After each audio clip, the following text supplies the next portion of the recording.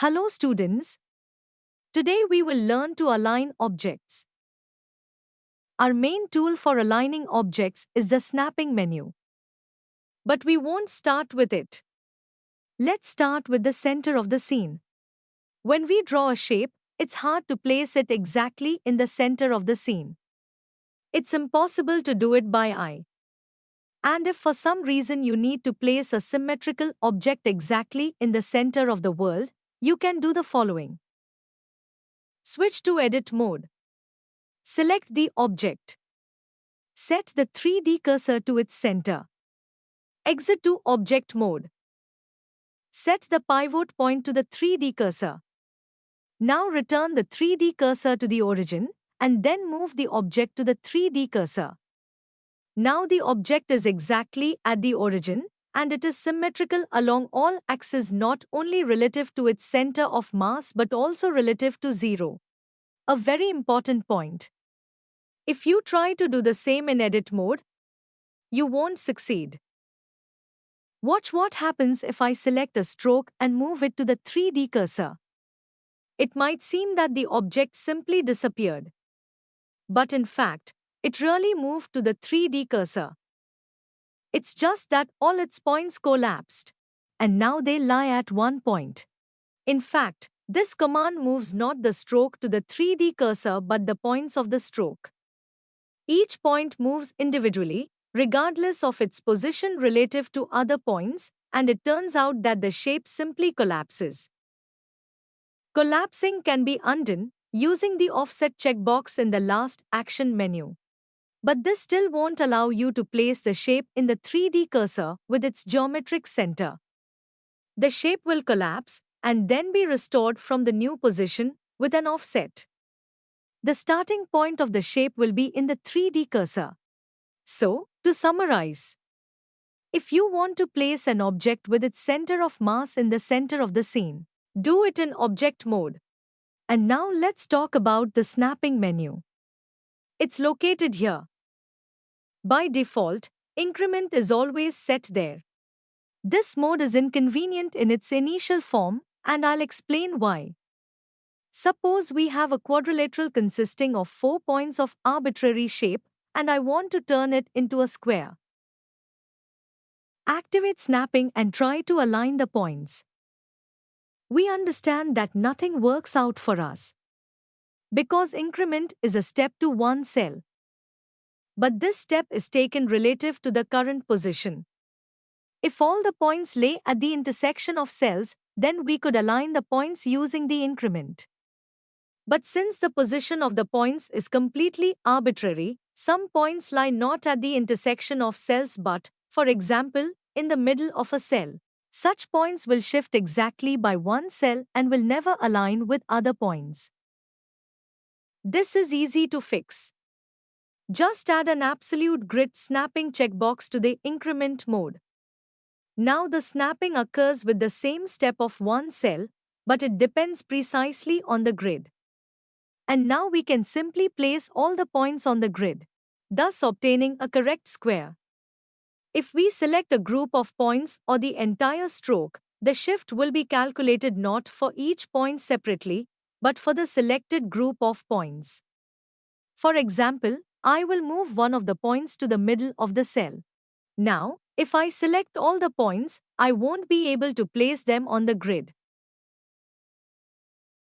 The shape will snap to the grid, but without changing its form. So if you need to align points on the grid, align the points one by one.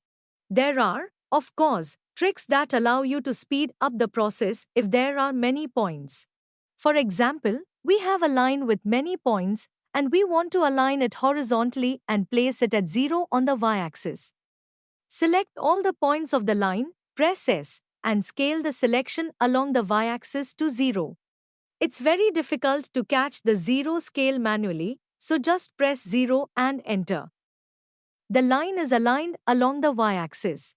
Now we can just move it to the center of the coordinates, and it will snap to the grid at the 0 position. Let's move on to more complex tasks. I will copy the square several times and change the size of the resulting copies. Let's try to align these shapes by the bottom edge. as if they are all standing on the floor. Let's imagine that the x-axis is the floor surface. Only this time we will move the shapes entirely, without changing their form. And here we encounter a problem. The initial shape, where all the points were aligned on the grid, perfectly stands in its place. But the others do not want to, no matter how hard we try. And of course, we can now switch to the points and align everything, but the square is a simple shape. What about a circle or an oval? Or any other shape with more points than we have time for? And here the next snapping mode comes to our rescue. Snap 2 points. But don't rush to try snapping 2 points because the points of the grease pencil object are not considered points in the full sense of the word. We cannot use stroke points to snap to them. But nothing prevents us from creating a mesh and using its points as guides for snapping. Nothing complicated. Switch to object mode.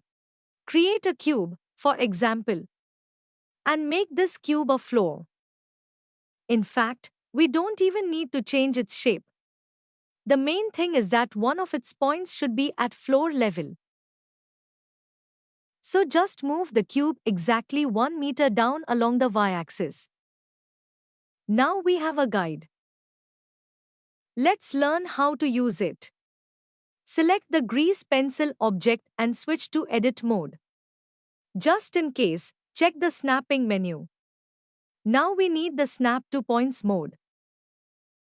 Select one of the squares. Press G, Y. We can freely move the shape vertically, and it doesn't snap to anything. Now hover the cursor over one of the points we want to snap to. And the shape is exactly on the floor. Aligning squares is no problem now.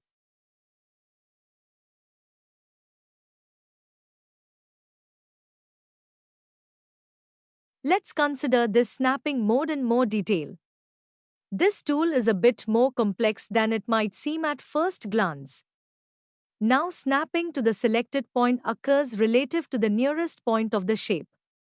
I'll explain with an example. Now I won't limit the movement to one axis. I'll just press G and see how snapping works. No matter which target point I choose, the square snaps to it with its bottom left corner.